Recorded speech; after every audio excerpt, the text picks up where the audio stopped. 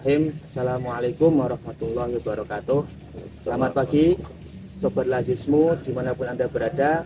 Alhamdulillah pada pagi hari ini kita bisa melaksanakan podcast perdana di bulan suci Ramadan bersama tamu spesial ya, Ustadz Kiai Haji Sigit Sulistyo LCME, itu pengasuh atau yang istilahnya mempunyai masjid JI ya, masjid fenomenal di Pati seperti itu. Beliau ini adalah sosok Ustadz yang sangat luar biasa, mempunyai jamaah yang sangat banyak, sehingga kita tunggu fatwa beliau terkait dengan hal keagamaan. Insya Allah pada pagi hari ini kita akan mengulas seputar edukasi ZIS ya, zakat, infak, sedekah, terutama yang ada di Kabupaten Pati. Baik, langsung saja Ustadz, kita masuk pertanyaan biar nggak lama-lama. Yang pertama, memang kita berbicara tentang potensi zakat ya, Sobat Lazismu.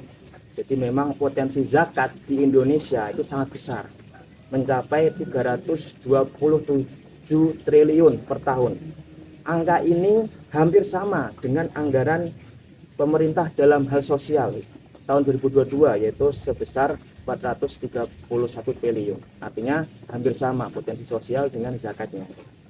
Sedangkan di Pati sendiri potensi zakat itu sekitar 60 miliar tahun 2022, data dari Kanwil seperti itu. Nah, saya ingin bertanya kepada Ustadz Sigit, bagaimana tanggapan Ustadz terhadap potensi zakat terutama di Kabupaten Pati yang begitu besar ini, Ustadz? Ya, terima kasih Ustadz Lutfi sebagai Direktur Lazismu Pati. Saya yang pertama kali saya ucapkan terima kasih atas kunjungannya.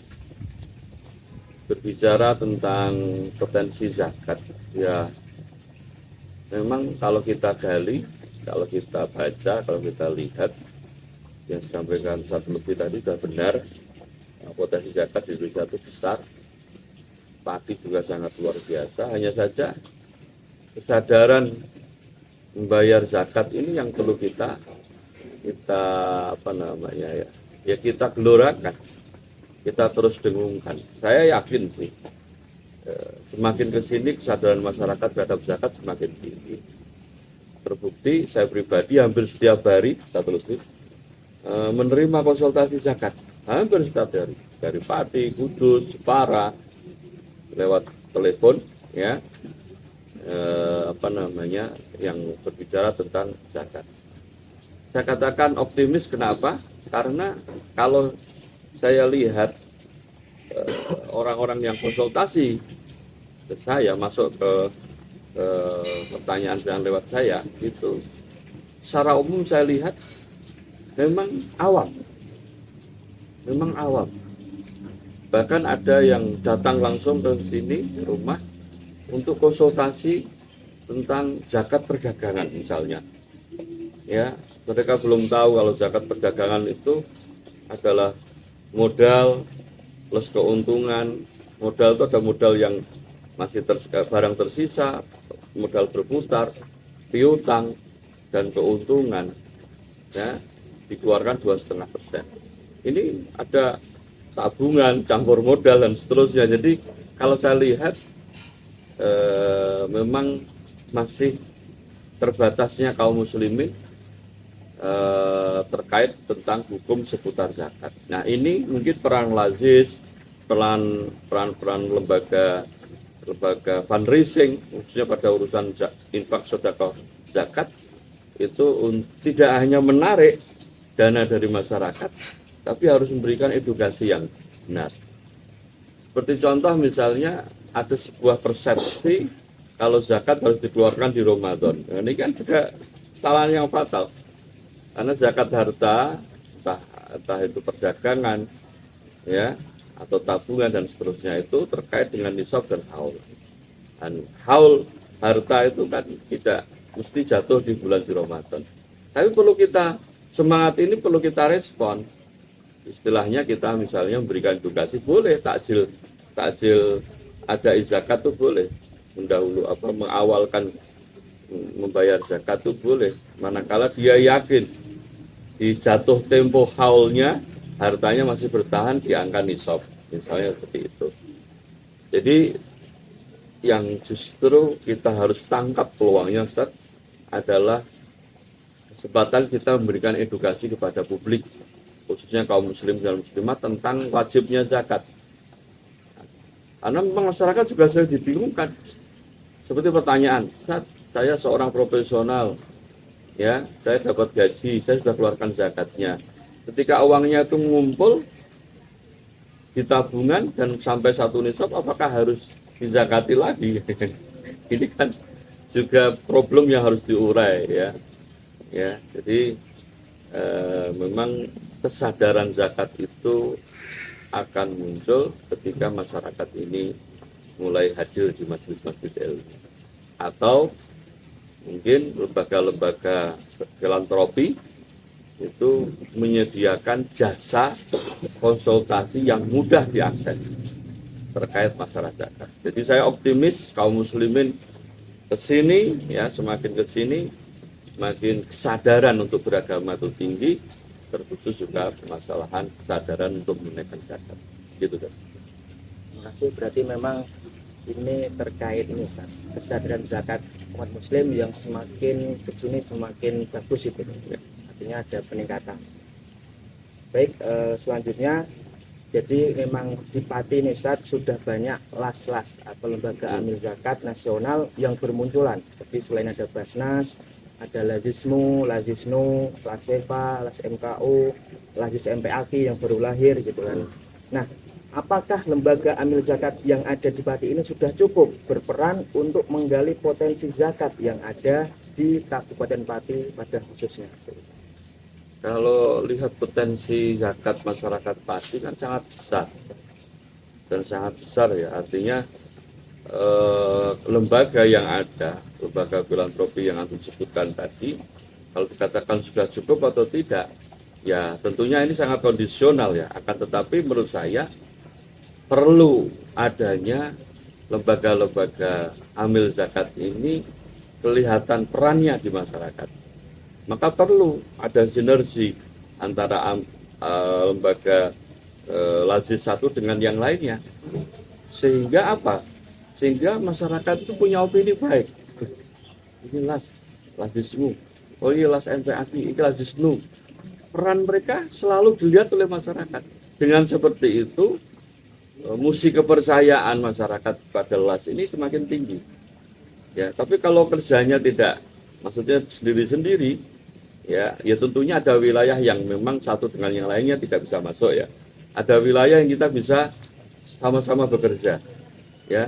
Tapi maksud saya gini, intinya kalau lembaga LAS itu memunculkan peran, ya, peran di masyarakat, peran yang hangat di masyarakat, insya Allah ini akan menambah kepercayaan publik untuk menunaikan zakatnya ke lembaga-lembaga LAS yang ada, misalnya Lazismu misalnya. Itu, Ustaz. Memang perlu membangun kepercayaan itu tidak mudah. Menarik donasi itu kan sementara waktu yang aktif itu kan lembaga LAS-nya, ya. Padahal ini kebutuhan, bukan kebutuhan LAS, bukan, justru adanya lembaga LAS ini akan membantu ibadah kaum muslimin. Kalau tidak ada LAS, mereka mau menyalurkan zakat kemana dan bagaimana cara penjelasannya, pemaparannya. Maka dengan adanya LAS, masyarakat akan dimudahkan mereka di dalam menunaikan salah satu kewajiban dalam Islam, yaitu masalah zakat. Hal ini yang harus dipahamkan oleh masyarakat. Ini tahap kedua, ya. Setelah menunjukkan peran hangatnya di masyarakat sehingga akan muncul kepercayaan, maka hal yang kedua adalah menanamkan sebuah kesadaran bahwa ini adalah sebuah kebutuhan pribadi seorang muslim. Harusnya yang proaktif adalah pribadi seorang muslim. Mereka hunting ke kantor-kantor LAS, ya, datang konsultasi, minta informasi tentang bagaimana hukum zakat dan seterusnya.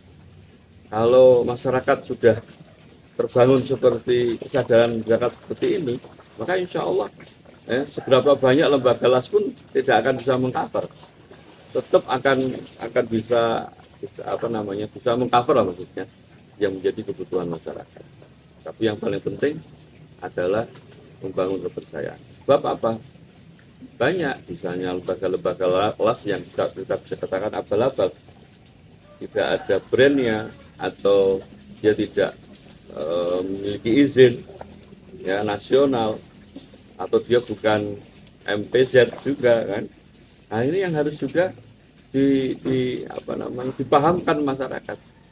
Sebab kalau tidak ada izin, maka kita nggak bisa menjamin kredibilitas dan tanggung jawab uang, tersalurkannya uang itu. Tapi kalau ada izin kan setidaknya lembaga-lembaga amil zakat ini diawasi oleh Lasnas pusat kan gitu. Itu juga hal yang perlu dipublikasikan di masyarakat untuk membangun kepercayaan masyarakat Muslim khususnya Kota Pati. Baik Ustaz, terima kasih. Berarti intinya ada di sinergi dengan las-las yang ada di Pati untuk bisa memaksimalkan potensi zakat. Ya. Kemudian yang kedua, membangun trust atau kepercayaan masyarakat. Jadi sebagai informasi buat Lazismu Pati ini alhamdulillah sudah 5 kali diaudit oleh KAP eksternal, kantor akuntan publik, dan 5 kali itu berturut-turut mendapatkan opini WTP, wajar tanpa pengecualian. Jadi kalau masyarakat seperti Lazismu tidak usah khawatir untuk menunaikan bisnis di Lazismu, karena kita sudah diaudit, sudah terpercaya, dan ya tidak ada keraguan lah seperti itu. Baik, menuju yang selanjutnya pertanyaannya, kalau potensi zakat ini bisa tergarap dengan maksimal, saya kira problem-problem sosial yang ada di masyarakat seperti kemiskinan, pengangguran, kebodohan, dan lain-lain bisa teratasi dengan adanya dana ZIS ini, khususnya di Pati ya. Nah, bagaimana Ustadz menanggapi hal seperti ini? Ya, iya benar. Tentunya kalau dana itu melimpah, maka lembaga-lembaga filantropi yang bergerak di zakat infak sedekah tetap akan bisa menjadi solusi problem sosial. Walaupun masyarakat tanggung jawab problem sosial yang ada di masyarakat ini itu tanggung jawab negara ya. Maka di sini saya berharap itu negara harus memberikan apresiasi kepada lembaga-lembaga amil zakat, sebab tugas dari negara sebagian dipikul oleh lembaga amil zakat. Ya kan itu jelas ya, orang-orang miskin dan terlantar dipelihara oleh negara misalnya seperti itu. Ya, ini kan menjadi kewajiban dan tugas negara. Maka di sini kita berharap besar lah ya support dari pemerintah kepada lembaga-lembaga amil zakat untuk mereka berkembang, benar-benar berkembang. Ya, kalau perlu dinas sosial bisa bersinergi dengan lembaga-lembaga amil zakat yang ada, yang sudah mendapat izin dari Lasnas. Untuk apa? Untuk menangani problem-problem sosial. Karena saya melihat lembaga amil zakat ini masih punya problem besar. Apa problemnya? Di dana operasional. Karena banyaknya dana yang masuk itu tidak ansih untuk biaya operasional. Hak amil itu selalu terbatas dibanding dengan kegiatan las yang begitu banyak. Sehingga perlu fatwa-fatwa, perlu terobosan-terobosan untuk mencukupi atau mengcover dana operasional. Ini satu hal yang kita harus berikan perhatian, khususnya pemerintah. Ya, saya kurang tahu itu pakai jalur apa ya, tapi yang saya lihat bahwa amil-amil zakat itu juga tidak bekerja sembarangan. Tidak mentang-mentang ada dana masuk terus dipakai semaunya, enggak. Semua ada pertanggungjawabannya. Pertanggungjawaban di hadapan Allah itu lebih besar dan pertanggungjawaban audit tadi. Ya, maka disinilah menurut saya peran penting support pemerintah kepada amil-amil zakat atau lembaga-lembaga lazis lah. Ya, apalagi yang disampaikan satu tadi bahwa jika amil-amil zakat atau lembaga lazis ini maksimal dalam penggalangan dana zakat misalnya, maka akan bisa menangani atau membantu problem-problem sosial yang ada di masyarakat, entah itu kemiskinan, entah itu kebodohan. Ya, itu saya yakin bisa. Tapi seberapa besar lembaga amil dana lembaga amil zakat yang dimiliki untuk menangani problem itu butuh dana besar. Itu kekuatan negara itu, ya. Tapi tidak apa-apa lah, setidaknya lembaga amil zakat punya niat, punya orientasi, punya tujuan, punya target yang baik. Nah, maka di sini saya justru mengetuk para penguasa negeri ini, khususnya lembaga sosial atau dinas sosial, untuk memberikan perhatian besar kepada lembaga amil zakat, ya, yang memang mereka langsung berada di tengah masyarakat, di tengah kesulitan dan problem masyarakat. Demikian. Oke, jadi memang adanya LAS atau Lasnas itu memang untuk membantu negara, ya, pemerintah dalam mengatasi problem sosial, sehingga Lasnas ini lajis-lajis yang ada di Indonesia khususnya harusnya mendapatkan support dari pemerintah, ya, terutama dana-dana operasional, sehingga kita pun tidak kewalahan dalam dana operasional seperti itu. Baik, yang selanjutnya nomor pertanyaan yang keempat, kenapa kita harus menunaikan ZIS ke lembaga zakat resmi, Ustaz? Apa saja manfaat dan keuntungannya bagi masyarakat? Jadi apa sih yang bisa tertarik, ya, seperti itu, Ustaz? Ya, hal yang penting ketika kita menunaikan amanat harta berupa zakat jelas, ya, itu yang pertama adalah dana jelas akan terdistribusikan, akan tertasarufkan sesuai dengan amanat asnaf. Ya, insya Allah tidak akan salah lah. Insya Allah tidak akan salah. Saya yakin, saya masih sikoh lembaga-lembaga amil zakat ini orang-orang yang terpercaya, mereka takut Allah lah. Sehingga insya Allah dananya tepat sasar. Yang pertama. Yang kedua, memudahkan kaum muslimin, ya, di dalam menunaikan kewajiban zakat. Ya, tidak perlu pusing-pusing, ya, mencari asnaf, ya. Dia tidak perlu bagaimana atau bagaimana, cukup dia datang ke lembaga LAS, dia konsultasi, dia amanat titipkan harta zakatnya, maka harta itu akan disalurkan, insya Allah. Yang kedua, mestinya dengan terkumpulnya dana zakat, ya, secara kolektif, ya, dan dengan jumlah yang besar, ini akan bisa memberikan solusi terhadap problem sosial. Berbeda dengan ketika dana itu disalurkan secara pribadi, ya, dia tidak akan bisa memberikan solusi masalah sosial kecuali hanya, ya, serpihan-serpihan masalah saja. Ya, tapi kalau terlembagakan, maka gerakannya juga bisa lebih besar. Ya, itu minimalnya 3 faedah inilah yang bisa kita ambil ketika kita menyalurkan dana zakat kepada LAS atau lembaga amil zakat, ya, khususnya akan bisa memberikan solusi ke masalah-masalah besar. Gitu, Ustaz. Baik, Ustaz, terima kasih. Yang terakhir, closing statement, Ustaz. Monggo Ustaz memberikan closing statement dengan mengajak masyarakat dan juga sobat Lajismu untuk menunaikan ZIS-nya di Lajismu Kabupaten Pati sebagai lembaga zakat resmi nasional milik Muhammadiyah. Ya, sudah sekalian kaum muslim muslimat, penting kiranya kita sebagai umat Islam harus memberikan perhatian besar terhadap perkara agama kita.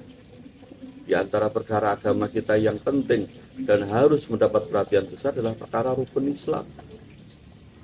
Ya. Dan rukun Islam, ya, di samping kita bersyahadat, kita sholat, kita puasa, bagi kaum muslimin yang memiliki kekayaan atau kemampuan finansial, kemampuan harta, maka dia wajib menunaikan zakat hartanya. Rasulullah SAW mengatakan, man adda zakata malihi faqad dhahaba syarruhu. Barang siapa orang yang menunaikan zakat hartanya, maka kata Nabi, telah hilang keburukannya. Keburukan sifat bakhilnya, keburukan akhlaknya, itu akan hilang dengan menunaikan zakat harta. Maka zakat harta termasuk, atau zakat ini, menunaikan zakat harta termasuk rukun dari rukun-rukun Islam. Maka wajib kiranya umat Islam untuk belajar untuk mengetahui, untuk memastikan ya sudahkah kita wajib zakat. Ya. Terus kemana kita harus apa namanya berkonsultasi, ya harus berkomunikasi. Di sini alhamdulillah hadir di hadapan kita khusus di Pati ini ada lazisme, ya. Nah, itu bisa kita nanti berkonsultasi, kita berdiskusi tentang seputar zakat, ya. Kemudian itu yang pertama, yang kedua penting juga bagi kita kaum muslimin, ya, bahwa perkara zakat ini perkara kesempurnaan Islam. Maka kita harus berikan perhatian yang baik terhadap urusan zakat, ya. Jangan sampai Islam itu dipahami hanya urusan sholat, puasa dan haji saja. Ya, zakatnya dilompati, jangan. Ini paradigma lama seperti itu, Zat. Jadi orang itu memahami Islam, ya itu hanya kerja sholat, sudah poso, sudah berangkat haji, merasa sudah sempurna. Padahal di sana ada hak harta. Zakat harta itu nggak banyak. Kurang lebih hanya 85 juta. Itu nggak banyak. Orang punya tabungan sudah 85 juta, sudah mengendap 1 tahun. Dia sudah terkena wajib zakat. Orang berdagang punya modal yang berputar ya, kurang lebih 85 juta, itu sudah terkena kewajiban zakat. Jadi zakat ini penting. Zakat ini menyempurnakan keimanan, menyempurnakan keislaman, dan pertanggungjawaban harta di hadapan Allah ini sangatlah berat jika tidak ditunaikan hak-hak harta. Demikian proses statement yang sudah saya sampaikan. Oke, baik, terima kasih Ustaz Sigit atas penyampaiannya tentang edukasi zakat. Demikian Sobat Lazismu dan juga masyarakat Pati, alhamdulillah kita sudah menyelesaikan podcast edukasi zakat pada tayangan perdana kali ini. Nanti kita akan juga menghubungi bab yang lain untuk bisa mengedukasi masyarakat terkait itu zakat, infak, sedekah yang memang potensinya sangat besar di Kabupaten Pati itu sendiri. Demikian, terima kasih Ustaz Sigit atas waktu luangnya dan juga teman-teman semua. Kami ucapkan terima kasih. Kami tutup. Wassalamualaikum warahmatullahi wabarakatuh. Waalaikumsalam.